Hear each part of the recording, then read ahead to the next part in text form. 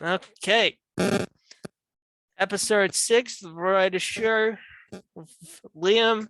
We are here with the lookalike of Kate Bush. I think it is Kate Bush herself. I don't know. Anyway, it's the Music Bird, who is definitely one of Jethro Tull's biggest fans, and Oh yeah. definitely a great flute player. Oh So, yeah. welcome to the show. How are you? I'm very good, thank you. Yeah, apart from a few technical issues, but yeah, that's all good now. But yeah, Yeah. it's good to be Yeah. Finally, after talking about it through Instagram DMs and actually now settling on a date to actually get this done. Just in time for Yeah. Halloween too, so I'm Yeah. smartly dressed as a current day Ian Anderson. Yeah, I did notice. I Yeah. wish I'd found some specs. That's the only thing I'm missing. Specs and facial hair. Other than that, pretty much nailed it. It's a So, pretty good design. yeah. What was the first ever prog rock album you listened to as a whole? Oh, as a whole. This probably sounds very stereotypical, but Foxtrot by Genesis, that was the first album that I listened to in full. Just because it was so weird. I think the album cover, it's just such a strange cover. I have it here actually. It's just like, yeah, just that image just kind of interested me at first, I guess. Just a fox in a dress. So I thought I have to listen to this. And I was not disappointed. Nice. But Nice. yeah, I guess Genesis was my sort of intro to prog rock. Was mine too, actually. Really? The same Yes. album or different album? What was I? I did start on the prog side. I wasn't on the pop side. Yeah, definitely Foxtrot because I listened to Watcher before anything else. It was like Watcher of the Skies because of the Mellotron. So I'd definitely say Foxtrot was my first two. Yeah. Mm-hmm. I think it's a good gateway album if you're trying to get into prog. I think it's a really good thing to listen to first. Because it kind of throws you in the deep end, I guess, because it is weird, but it's not too weird. Yeah. If you get what I mean. Well, a lot weird things to come then, and once you start diving around. Then what's the first vinyl that you earned yourself, sir? First vinyl. That I owned, like a physical. Yes, it's a physical copy. It was thick as a brick, actually. Nice. The newspaper. Yeah. A lot of people do on the newspaper style, and it goes for a lot too. So it is the best. It's amazing. Yeah, it is. My copy was $20. I was expecting it to find it for a bit more, but I guess I got kind of lucky. Yeah. In a sense. Yeah, that's really good. That's a good price. Yeah, it's a reissuing from 1974. Oh, okay. So we had the original pressing, and then there was a 74 reissue here in Australia. So what's it? The early catalog, I think, had a reissuing around about 74 to keep in demand with the War Child tour up and coming at the start of 74, where they did more of the extended Passion Play and a bit of War Child. What's your opinion on Passion Play, actually? Do you like it, or is it one Passion of your favorite Play, albums? I reckon, is the better 2-track album than Thick as a Brick, I'm going to be honest. Okay, yeah. I think it's vastly underrated over Thick as a Brick, which overshadows it by quite a lot. Yeah. It's funny because that's one album a lot of my friends don't seem to like. If I don't seem to like Passion Play, and I don't really, I just don't get it. I just think it's really good. I don't understand. It's like people saying Peter John Vitez is the devil of Jethro Tull and that he ruined Jethro Tull. Yeah, exactly. Fucking poor guy has to be slanted with that nickname for the rest of his life in the Tell I know. community, shoved Yeah. away from any opportunity of interviews. Literally, he was ignored for Ballad of Jethro Tull, Yeah. which is like you're Yeah. taking away key part of Jethro Tull history. You wouldn't have any sequences or any of that early synthesizer technology if it wasn't for him. So That's true. Yeah, that's true. something that Broadsword of the Beast definitely did. And A. Oh yeah. I guess A Definitely, kind of yeah. started it, and then Broadsword kind of got into it. But yeah. Favorite live Yeah. recording, whether it be an official or bootleg? Live recording. That's very difficult. I mean, I'm a big fan of Rainbows also. The first sort of live album I listened to was On Stage. So that holds a very, like, a place in my heart, I guess. But there's just so many. In regards to bootlegs, there's just so many. It's just, it's hard to pick one. What is yours? Kind of idea of what to go off. Is it probably a Jethro Tull one for you, or? Wow. I spent a lot of my time, maybe when I was 16, 17, on YouTube, listening through a lot of old Genesis soundboardings and trying to find the best soundboarding for me. So, definitely Jethro Tull is up there. It's probably some of my favorite to get for bootleg, and Yeah. definitely Genesis as well. So they're probably mixed between those on any given day. Yeah. Yeah, there's some really good Genesis ones. I've seen quite a few. Yeah. Okay, we're gonna dive into the first band. Genesis the band. Where can you put yourself? Where did it all begin for you? Because you're a bit of a Genesis nut.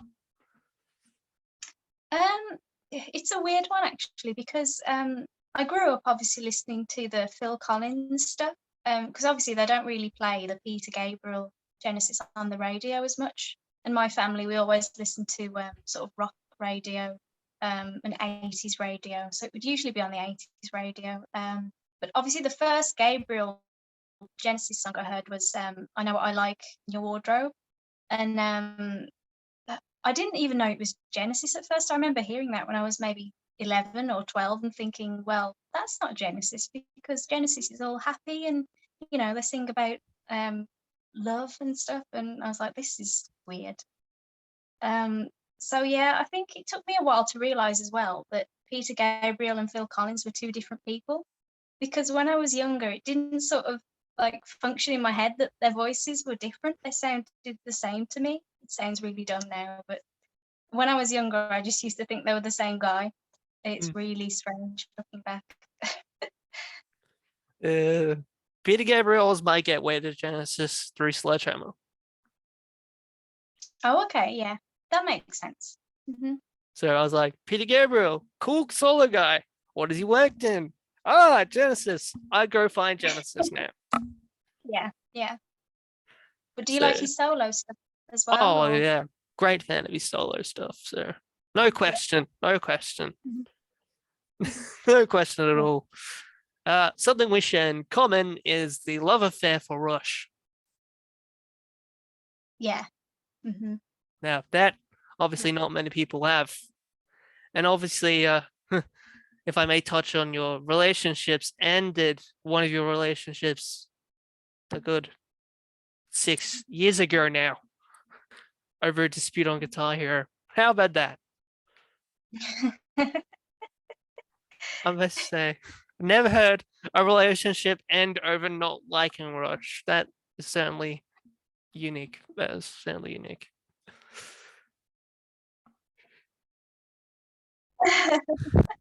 It's true. I just work. It's just not going to work. If you're not intelligent enough to at least appreciate the music, then you need to just leave. Just go away. What was the first album of Rush that you listened to then? 2112. Yeah, a lot of people do listen to that one as the first one. Yeah, it is strange, really. I've always wondered why, but I don't really know. Maybe it is because of Guitar Hero, I don't know. Because it is 2012 that you're playing for. So I just assume maybe. Okay, yeah. Yeah, I found 2112 later on. I think I was Signals actually. I started way in the 80s because I'm a bit of an 80s nut. So it was like anything 80s, Rush, pretty good. Yeah. Actually, I think Time Stand Still was the first music video I saw of Rush. And that was interesting. Yeah, definitely with the play with the green screen effect and everything. And Amy Mann appearing from Till Tuesday as well. Still probably one of my favorite things she's done outside of Till Tuesday. So yeah. A genre of music you're yet to discover that you would like to try and listen to more really great on on that vinyl. track. Yeah. Jazz. Yeah, a lot of people say jazz, so yeah, I really want to get into jazz, but I don't know where to go. But I need someone to sort of show me the way in regards to jazz music, I think, because I'm not too sure how to get there. But it is something I'm interested in. yeah. I guess I actually started listening to a bit of jazz fusion recently. Bruford, the solo work band of Bill Bruford. That was like it ran for about 4 years, I think it was, late 70s, after he had departed from King Crimson after they broke up in the 70s. And they got some really nice jazz stuff, so worth a check out. Oh, definitely, yeah. No, thank you. I'll check that out. Yeah, it has that bit of a King Crimson sort of meets more of the jazz type of style. Yeah. And okay. That's where we kind of meet Jeff Berlin, and Alan Holdsworth has an appearance on the first album, Feels Good to Me. I think also the second one too. And Dave Stewart, which I had no idea he was a keyboardist, and absolutely love his keyboard work now. So yeah. Okay. Wow. That's really cool. Yep. Jethro Tull and your everlasting passion to be a big fan of Ian Anderson. Where did it start, or just do you want me to just go? Where did it start? Where do we? Where did it start? I mean, most people would say Aqualung, I guess, but for me, it was my dad.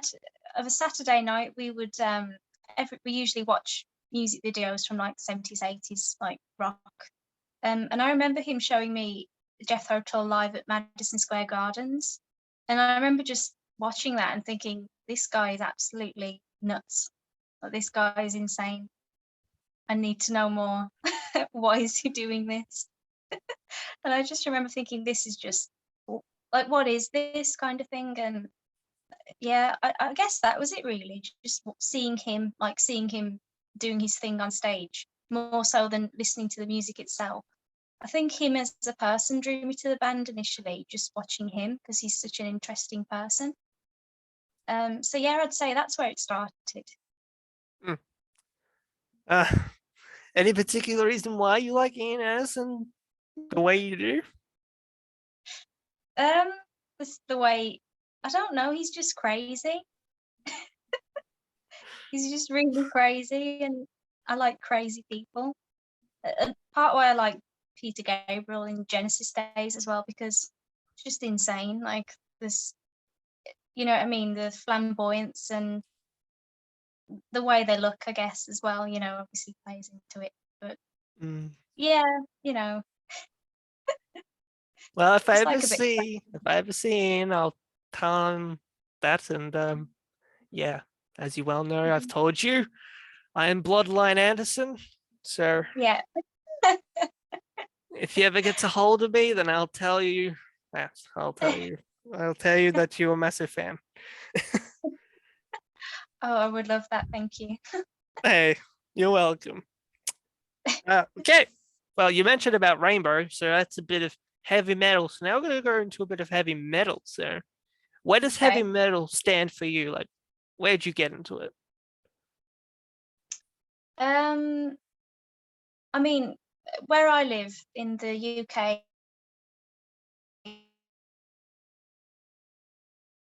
I live near Birmingham, which is known as home of metal, I guess. So to not learn about metal in some way when you live as priest, you know, and then you've got people like Glenn Hughes and Robert Plant, and people like that also. Martin Barr as well is from Birmingham. So, you know, there's all sorts of people that come from this area. But in terms of metal, I would say Black Sabbath, it has to be. That was my gateway. Even though to me, technically, they're not heavy metal, but obviously they're the pioneers of metal, I guess. Mm. But I'd say the heaviest I get is perhaps, I'm not really sure. Judas Priest, I'm quite big into them. Mm. You know, to me, they are pure metal, and that's what I think of when I hear that word. It just makes sense to me. Like Rob Halford's voice, it just, you know, literally screams metal to me. So, Mm-hmm. yeah.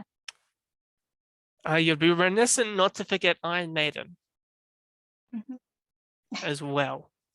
Yes. Especially those guys, they like second wave metal, definitely in the 1980s, when it was Mm-hmm. like still popular, but then obviously it got more attention. I've gone Eddie. Yeah. Where is he? He's up on my shelf. I got Peace of Mind, Eddie. Pop vinyl. They're now bringing those out. So I had to get one, like, because why not? Yeah. Why not? Oh. Yeah. Let's see. All right, we'll get into the Kate Bush stuff because it's pretty obvious. You look like Kate Bush. You are Kate Bush. I When wish I did you was. realize you were such a lookalike of the wonderful Kate Bush? Um, I don't really know. It just, I guess, because I've always had wavy hair, I guess, and you always get the joke of like, oh look, it's Kate Bush when you have big hair, I guess. But to be honest, I guess it's just family members and friends. You know, some of my ex-boyfriends have said it as well, also, and I just think like, what are you talking about? But obviously, then I got into the music, especially her earlier stuff. And I was like, okay, I kind of see it maybe. And then obviously I started getting influenced by her style, her sort of the way she does her makeup, and just the way she is as a person. I guess she's just she's quiet, but she has a lot to say, and she's, you know, got all these ideas, and she's just a really interesting person. So yeah, I guess it was just from odd comments from family members, and I thought, okay, that's not a bad thing to be compared to Kate Bush, I guess. Yeah, I don't look like any other musicians, or besides having the Ian blood, which is definitely great. I mean, Ian Anderson in the family. Wow. One day when I get to England, I'm gonna go find him. Yeah. Have you ever been to the UK, Liam? Have you ever been here or? Family is from the UK. I've actually got family all over the place. So from Wales, from England, Oh yeah, and from Scotland, yeah. I remember you saying that. Yeah. and also a bit of Ireland too. Oh yeah, I've got Irish in me as well. Yeah. Cool. So it explains why I like you two a lot as well. Yeah, that makes sense. Yeah, a lot of people definitely like you too. Anyway, favorite albums then from Kate Bush. Top three, I'd probably say The Kick Inside, Hounds of Love, and Never Forever for me, I think. Yeah. Definitely those three are sort of the ones I listen to the most and the ones that I enjoy listening to on repeat.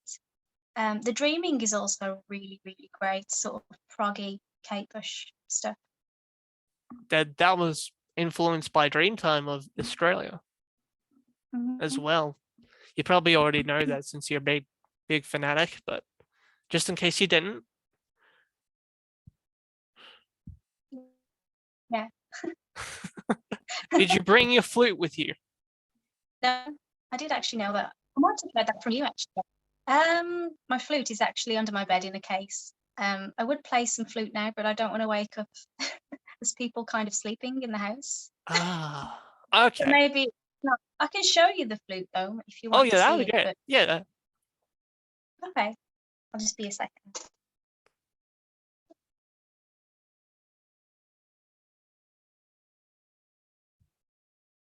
Oh, wait, I think it's Ooh. hey. So it is called a. You probably can't see it 'cause it's back to front, but it's called a German heart. It's like a German brand. Let's see.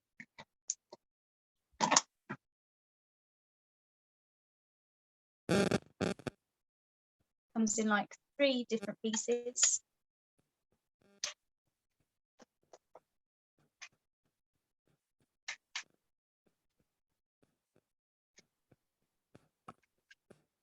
Yeah, it's very shiny. I can see that.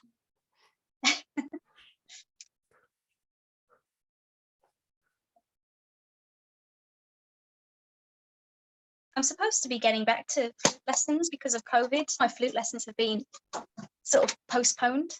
So I'm waiting to get back into sort of playing the old flute. Yeah.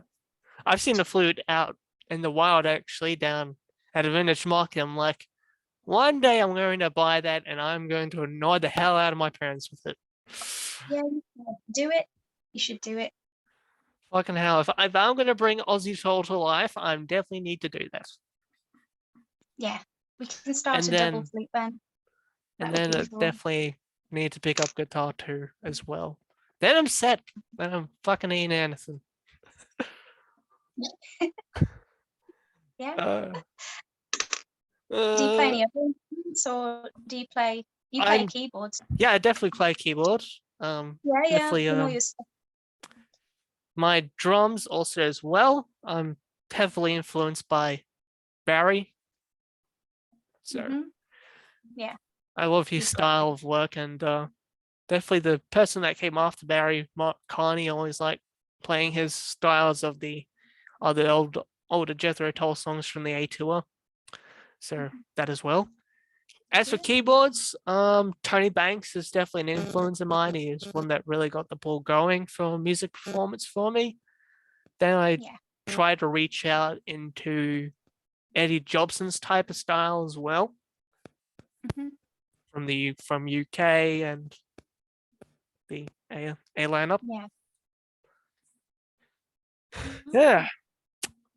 Yeah, you've got a really nice setup. I've seen some of the pictures of you. It looks really great. Thank you. It's just really amazing. Let's see, all my vinyls are behind me, and I've got everything from Benefit up to Crest now. Oh wow!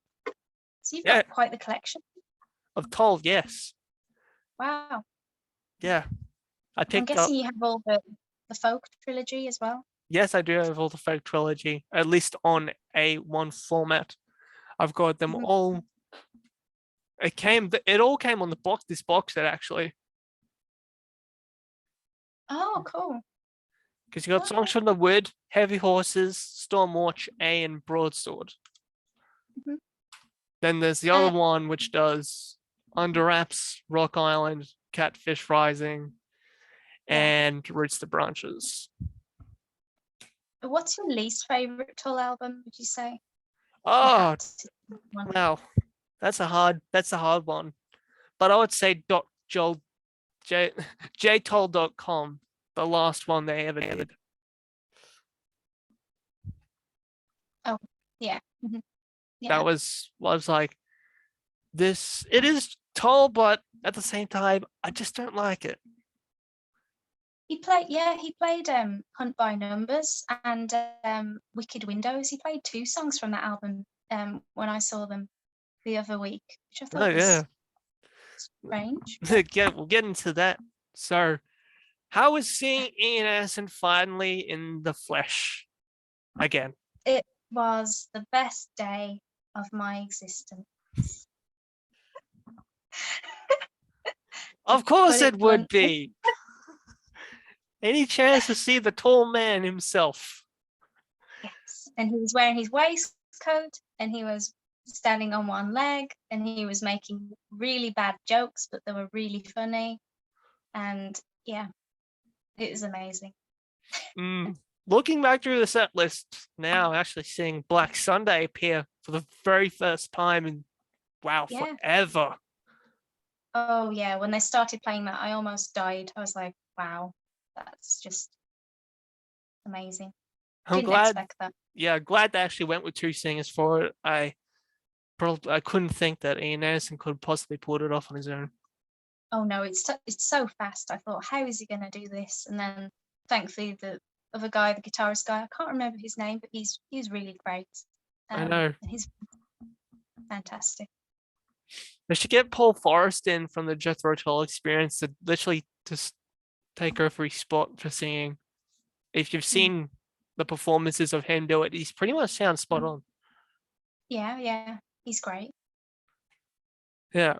So there was Black Sunday, which caught my attention. Also Clasp from Broadsword as well. Yeah. Played open set too. Mm-hmm. I'm still very surprised to see that. Anything from Broadsword is always a nice bonus.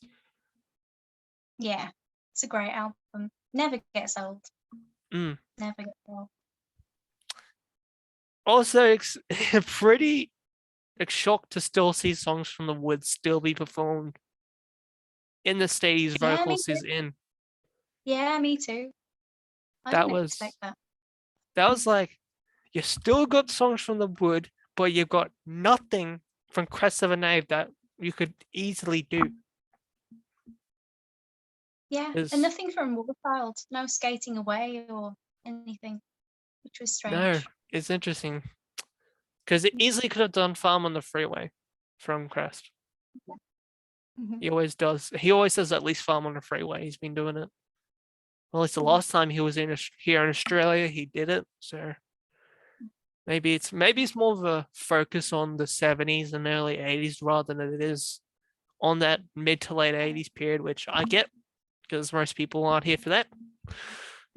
Let's be honest. If it's the prog years, then we're not expecting anything from Under Wraps, Crest of a Knave, or Rock Island. And though there is some great material that could be brought back, it won't be. Yeah, that's true. Mm-hmm.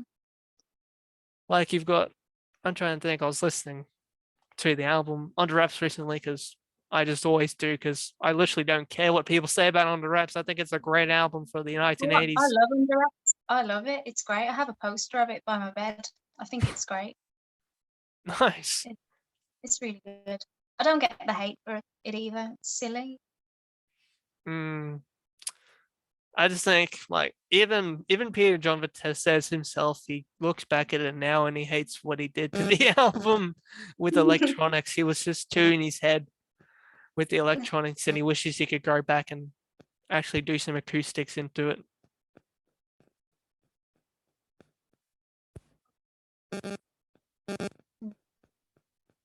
Yeah.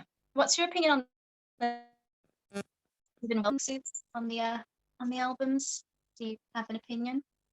Sorry, what was that again? You kind of cut it out.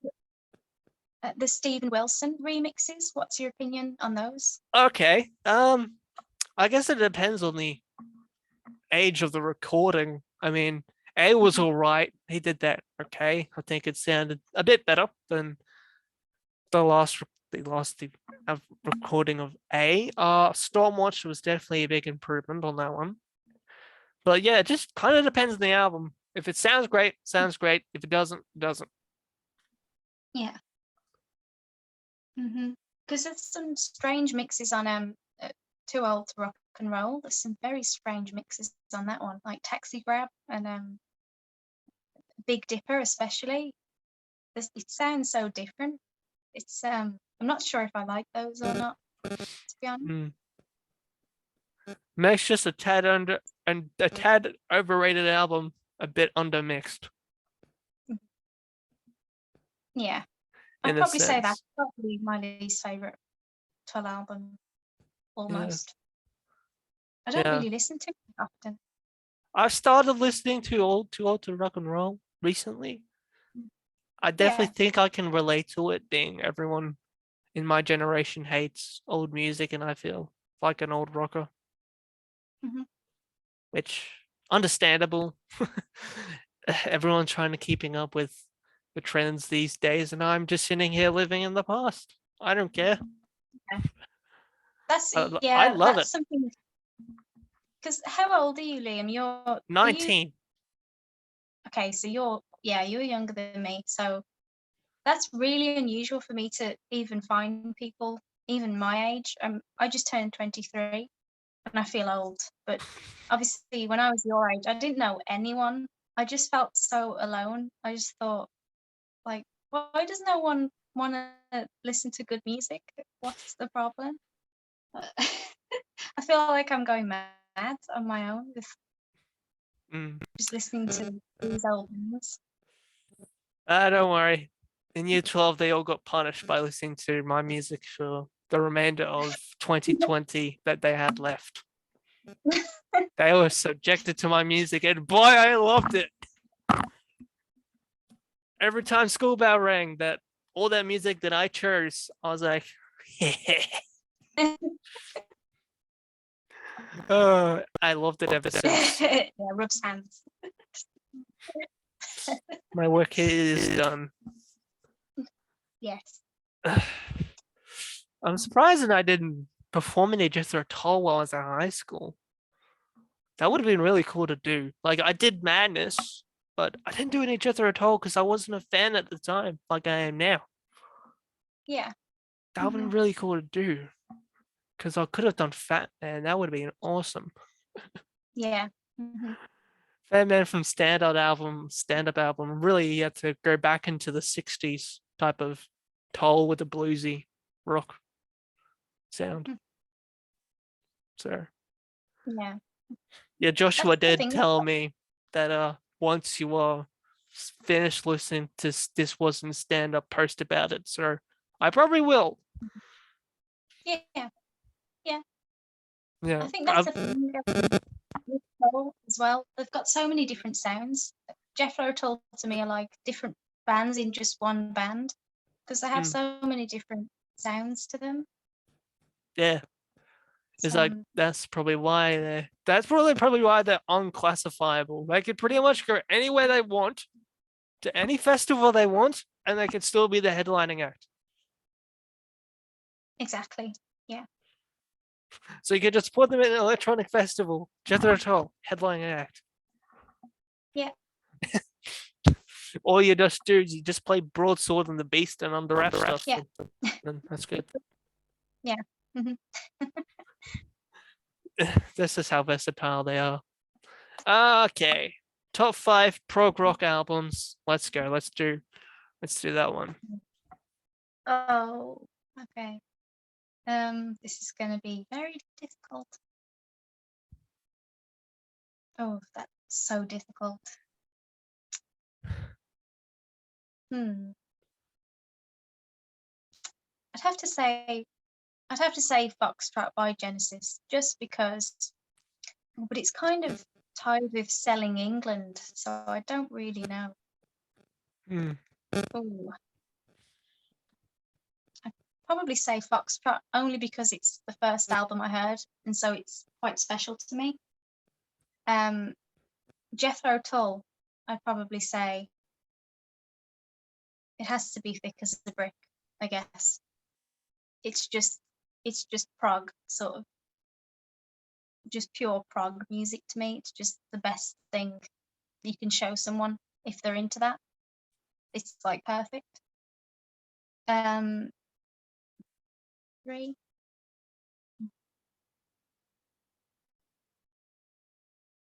Oh, it's so difficult. Can you list some of yours, maybe, while I think? Okay, then I can definitely do that. Number 5, it's obviously pick and choose for me, honestly. Number 5 currently in the moment is Fugazi by Marillion. I love that Okay, album yeah. a lot, and the cover is absolutely phenomenal. I'm followed by Mark Wilkinson now, the artist, on Instagram. Look at me go. Oh wow. No way. Yes. cool. That's cool. Number 4 is probably Hemispheres, because I picked up the vinyl recently and I've got it now, and I'm like, yeah, it's such a great album now to have on vinyl, and in general, it's a great prog rock album. Number 3 is A. There's no reason why A needs no explanation. It's just A. I love it so much. Yeah. Number 2 is Stormwatch. That was my first ever Jethro Tull album that I picked up. Okay. That's unusual. I went really on the far end of classic Jethro Tull, and I think they deserve another spot on the list because of that. And number 1, currently at the moment, I would have to say Gradually Going Tornado by Bruford, only because of the jazz fusion side mixed in with prog. Okay. Yeah. So Yeah, I'd probably there has to be Rush in there, so I'd probably say A Farewell to Kings for me. That's probably my favorite Rush album. Just like Xanadu, title track. It's just from start to finish, it's just amazing. And then I'd probably say, have you ever heard of a band called Aviary? Unless Joshua Barron has said something about it, probably not. Okay, well, their self-titled is amazing. It's like prog punk rock. Sounds very reminiscent of Queen, but with sort of like prog mixed in. And that's their self-titled debut album. But they're one of those bands that never quite made it. Like they were here for a moment and then they were gone, kind of thing. But it's just a great album. It's just amazing. And I'd probably say another Jethro Tull album has got to be there as well. And I'd probably say Heavy Horses at the moment. I don't know if it's because it's autumn, so it's got that autumn kind of feel to it, but the songs on there just sort of, I relate to them a lot, just sort of singing about just life and just getting on with life and dealing with all these normal things and, trying to keep a smile on your face while going to work, coming home, it's raining, you just like sort of like country life sort of feel to it. And I sort of relate to that, I guess. So it's kind of special to me also. I think I've got one left, maybe.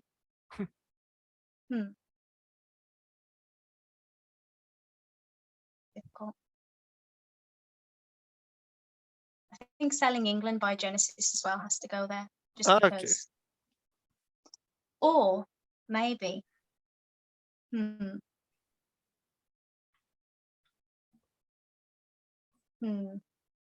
Yeah, probably Selling. Nice. There's so many to choose from. I was gonna say I picked up an Australian Selling England a couple of weeks ago. I'll get my headphones off so I can go get it. Oh, cool.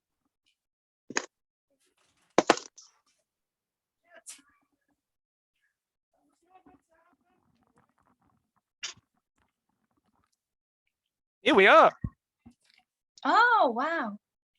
Yeah, $25 says it's mine. It's so great.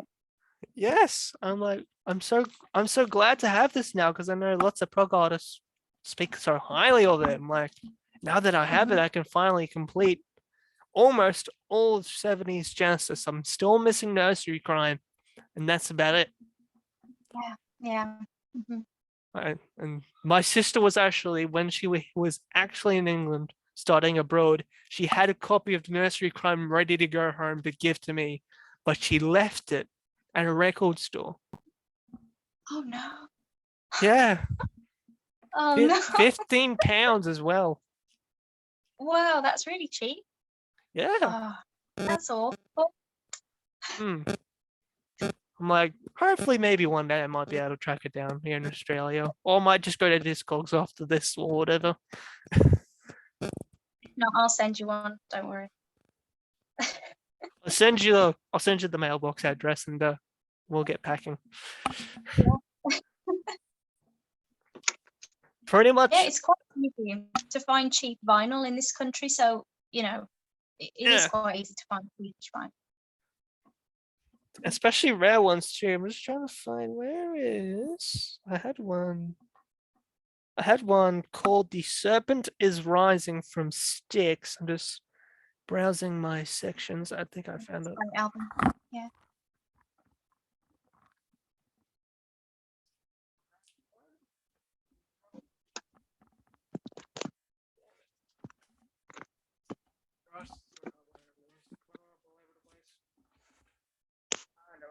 Here we go. Right. Say hello to my most obscure album of all time. Oh wow. An original 1973 wooden nickel, "Serpent Is Rising" by Styx. America's answer to Queen. So cool. Yes. Usually goes for about $70 on eBay. Picked it up for $40 on Discogs. That's a really good find. Oh yeah. Wow. Yeah. Band members hate it now because of the way it was recorded back in the day. Dennis DeYoung disregards it. They pretty much ignored it at live concerts. So you'll probably know Jane, Paradise Theatre from the Twitter community. Big fan of Styx as well. Yeah. Yeah, great. Have you seen them live? No, because much like most of Prog, they are not popular here at all to an extent where they gather much attention. They're really good live, probably even better live, to be honest. And they all look really great as well for their age. Yeah, most bands they age up quite quick, especially Phil. I mean, we look at the state of Phil and Jess just sitting down in a chair. Yeah, I'm really sad. I was supposed to see him next week, but oh well. I know, with the whole COVID test that happened within the band. Yeah. I wonder which band member unfortunately got it. I hope it wasn't Tony. Oh God, no. Yeah, I hope not. I just hope they're all okay, because I can't deal with losing anyone from Genesis. Yeah, that would be a heartbreaker for me, honestly. I think I'd be in tears if that happened. Who would you say hit you the hardest? Like, whose death would you say hit you the hardest? Wow. When I heard about Keith Emerson, definitely for a long time I stopped playing music. Mm-hmm. I think because of how much respect he got it in the prog rock community is, and how he let online trolling get to him so much to suicide, which is quite sad. Yeah. It's just a reminder that be safe out there on the internet, because it can lead you to that as well. Yeah, definitely. Mm. Yeah, that was a tragedy. Yes. So you're going to Sweden for Christmas. How about that? Oh yeah, well, unless we're put in lockdown again, but I hope not, because you never know in this country what's going to happen, because we've got Bojo the Clown running the country. A circus act running the country. It's like it's a joke. Yeah. Well, hopefully you do get to go to Christmas in Sweden. I reckon that'd be very nice. Yeah, they have good food over there. Better food than we have here. It's very bland in this country. Oh, I would disagree. See, I'm a big admirer of Britain. No matter how much you say it is bad, I'll be like, yeah, whatevs. As long as I get over there and see it for myself, I'm sure it is just fine. I guess we do music. We're good at music and we're good at history, I guess. So everything else, we flush down the toilet. Yeah, everything else we'll just ignore. Except for television, though. Television was done right. Yeah, like comedy and stuff. Yeah, I guess our comedy and stuff and drama is good. Whereas Yeah. here's one of the pieces of childhood that I grew up on. I think I mentioned it in Facebook. Oh yeah, yeah. Oh. Yeah, my mom was very fortunate enough to me to actually raise me on some proper good British television as a kid. So Oh, okay. I I was didn't raised know. on Doctor Who. I was raised on the goodies, a lot of goodies. When I got a bit older, maybe it was about 8, I was showed some goodies on DVD. I think I remember seeing Radio Goodies. It was probably one of my first episodes. Yeah. Oh, okay. That's unusual. I didn't know that you watched sort of British shows over there. I didn't know it was very it was like available to you. Oh yeah, ABC. We eat up that shit, man. BBC and ABC are like brothers, pretty much, in a sense. Okay, fair enough. But yeah, Doctor Who is great. You can't deny that Doctor Who is just like top tier television. You know. Yeah. Definitely, for sure. More of a classic fan than I am a modern fan. Even though I grew up seeing the modern stuff on telly, I just always had a passion to see what came before it. I'm a Peter Davison fan myself. Yeah. Though I've never met the guy, and I really do hope to. Maybe when I get to England, maybe. Yeah. But yeah, you could do. I've met a few celebrities from Doctor Who in the past. Oh, okay. Got a frame here. This was Comic-Con 2017 with Jenna Coleman. Oh yeah. Wow. That is cool. There I am wearing the Pancake Store shirt. That's a bit of YouTubers merch that they got. And yeah, Jenna Coleman is absolutely tiny in real life. Oh really? Yeah. Oh my god. And then for my birthday, I got the privilege of speaking to Sophie Aldred, who plays Ace McShane in Doctor Who. Ace McShane was my first Who crush. Okay. Yeah, so that's a special person then. A very, very special person for that reason. Oh, I'm just gonna let my cat out, Liam. Hold on, because she's crying. Where's my dog? I have a dog here somewhere. Maybe he's outside. Oh, these animals. They drive you nuts. Yes, they do. I see you got a mini Rickenbacker guitar. Is that a white Rickenbacker guitar in the back? Oh no, it's a Strat. Hold on, see if I can flip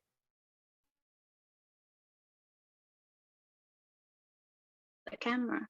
Can I do that? Hopefully. Yeah, basically bought it because Richie guitar, but obviously I've got it next to my Richie hat and. Ooh. Richie, everything. Thing and sign picture. Yeah, as well there signed stuff. Dio, Glenn Hughes, signed Brian May. Oh wow, nice. I got to see Queen in 2020 before pandemic happened. Yeah, cool. But yeah, I'm kind of a collector of sort of bits and bobs like that, signed things or little mini guitars and things. There's a website that's called Musical Brick. They do these special intricate Lego designs. Like they've done the Genesis costumes for Peter Gabriel, but they've also done stage designs as well. So you can get like the Selling England stage, you can get the Lamb stage, or if you just want to go straight out Phil, you can go to get the Duke stage, which is awesome. Yeah. Yeah, I've seen those. They're amazing. Yeah. I actually the Kraftwerk stuff was actually commissioned by me. Oh, really? I mean, because the guy follows me on Instagram, and sometimes I may be able to pull a few strings. And for a while, there was some Tony Banks keyboard modules, so that was also another one of my suggestions. But yeah, the Kraftwerk stuff was one of my ones that I wanted to see for a while because I just wanted some. I was like, where can I get Lego Kraftwerk? That would be awesome.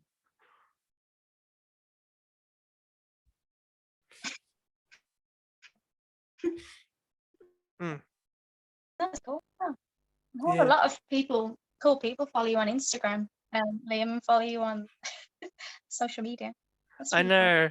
I got Peter John Vitez on Facebook, which obviously, after doing the podcast recording, we've just become friends ever since. So I'm like, any hints that just a I can get out of him, I'm definitely sure I can do that. So Yeah, if you have anything that you want to say me to say to Peter John, I can definitely do that. yeah, I'll have to think of something actually. Because I know you missed out on the opportunity to get a question answered when they Yeah, interviewed him yeah, all those months ago. yeah. I was quite upset over that. So, but you probably would have had something about Ian Anderson, and he has said Ian Anderson was practically a mentor to him Mm-hmm.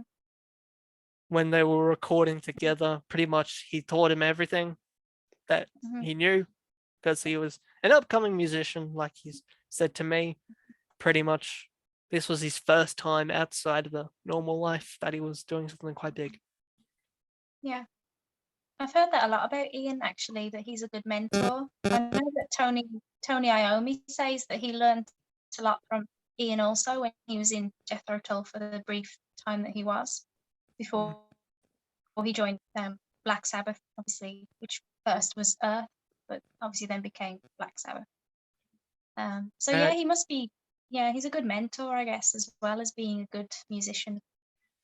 Yeah, I guess something I found about when I talking with Neve about back in my first episode, I mentioned about the Hollywood Bowl incident of 1972 where Jethro Giant were booed off stage by Black Sabbath fans. Oh yeah, And it turned quite vicious and pretty much they just didn't like it.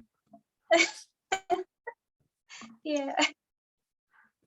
It's so unfortunate that a prog band like that gets hated on by the metal community. Yeah, it is actually because Gentle Giant are great. They're like one of my top prog bands. So yeah, they didn't deserve that at all. It's like, what do you expect? People they play violins, they play all these medieval instruments. Of course, it's gonna be weird. It's not heavy metal. Exactly. Well, at least the heavy metal community got the asses kicked at the Grammys in '89 when Jethro Tull stealed the awards Oh with yeah, Crest of a Knave. a great moment. Yeah. And they didn't even show up for it at all. I didn't even bother. No, they were too cool. It's They're just like, too nah. cool for Grammys. Like, yeah, we don't care. We'll take the Grammy, but we'll not show up at all.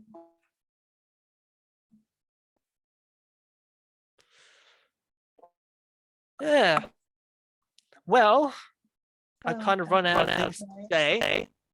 This is usually the point where I like to open up the questions to me, as it's a kind of a nice thing I like to do. So if you have any other questions for me that you want to know, fire away. I have a few. How did you get into prog and how old were you? What was your gateway band into Okay, prog? Gateway Band. Genesis was definitely Gateway Band. I was actually 12 years old when I first discovered Genesis. Yeah, that's young. That's fucking young. Wow. Yeah. I was heading pretty much into high school starting prog and pretty much isolating the whole world away from me because I was going into the past while everyone was moving forward. And my gateway album, it would be Foxtrot, but if it was the first full album, yeah, I definitely think Foxtrot. Foxtrot or Maybe The Lamb Lies Down on Mhm. Broadway. Oh, okay. Yeah. Yeah. Cool. So I've been between 12 and where I currently am now, 19. I've racked up a lot of interest into prog. I've dived into a bit of other genres on the side, but mainly prog. Mhm. Okay. Interesting. Is there a band that you didn't like at first, but you listened to and you grew to like? No, I usually just try and find an album with the bands that I don't like that I can sort of get into. So if it's elements of the 80s, then if they kind of survived through the 80s, I'll try and listen to something like that. So that was probably yes for me first, actually. Probably the 70s stuff I really wasn't keen on doing. I was more keen on trying to listen to the 80s as much as I could before I was kind of forced to try and get into the 70s stuff. So yes. So I'd probably say yes. Mm-hmm. Yeah, because Rick Wakeman, I guess, is he sort of an influence of yours? No, If you see, no. I would not say that. Dave Greenfield, Okay. on the other hand, from the Stranglers, the Wakeman of the Oh, post-punk sound. Yes. yeah, he's great. Yeah. Okay. No, that makes sense. He's really good. He's amazing. Yes. Yeah. What a Have you goat heard the new he album? is. Oh Have yes, you heard new the new album, it's Dark Matters. Mhm. Yes. Yeah. Got a few Stranglers albums lying about the collection. So yeah. Yeah. That's Anything like the else? influence. So, Or like, are you into the punk genre also, or is that sort of the furthest you'll go? um, let's see. I've got prog, I've got new wave, I've got post-punk slash punk. Ska, two-tone also as well. Is something I dabbled Okay, in. yeah. So Madness specials. Also third wave ska, so Real Big Fish. I know with my band, I'm focusing really heavy on third wave ska. So Mhm. I recently just got in a band, so that's pretty big news. Oh, yeah, I heard about that. How is that going? So we're doing rehearsals, hopefully, maybe, yeah, this week. There's a studio in Geelong called Don't Broke the Bear. We're hopefully trying to get the band together to play in there. Oh, cool. So, who have you got in the band? Like, So we've have you got got any people listening? let's see, we got me on keyboards and vocals. We got a drummer who's also a guitarist. We got a trumpet and trombone player. Obviously, that's an obvious for a ska band. Yeah. And pretty much, and a guitarist as well who does vocals. Everyone else, any other roles that is yet to be filled will be probably filled when we get onto rehearsals. Mhm. Cool. Yeah, That's cool. that's probably looking forward to doing that because I've just been like, I said to Peter John Vitez, I'm going to get into a band, and I've fulfilled the promise. So Yeah, that's really good. That's great when you can do things like that, when you can set goals for yourself and meet them. I know, It's hard to do that now. I So know yeah. what with the environment we're in. Yes, Mhm. Very cool. Let's see if I can think of one more question. Let's think.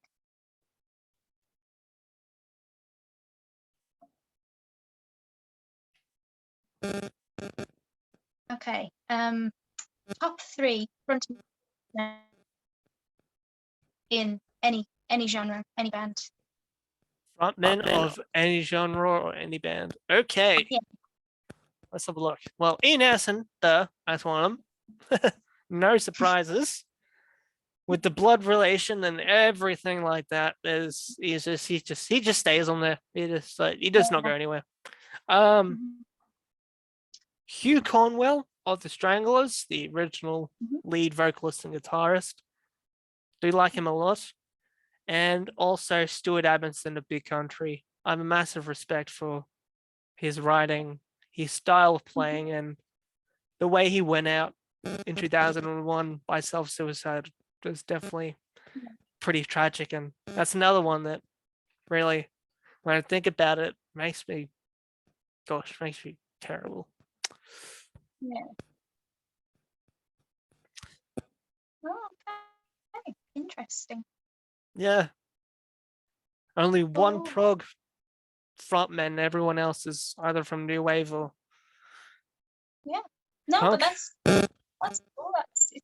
It's just whoever's sort of, whoever you're into, whatever floats your boat. Mhm. Well, thank you for dressing up like Kate Bush for the special edition of It's Halloween. the variety show with Liam, which will be actually aired on Halloween. So yeah, thank you for taking your time out of a busy life that you have ahead. And yeah. Yeah, no, thanks for having me on. It was really really cool. We should do it again and think of more questions. Or maybe bring Yes. on some, that'd be good. Maybe I'll see if I can try and get Peter John Vitez into it. Yes, please. I'll see what I can do. If I can get Peter John Vitez, and then you can get some questions answered. Yeah. Long overdue. All right.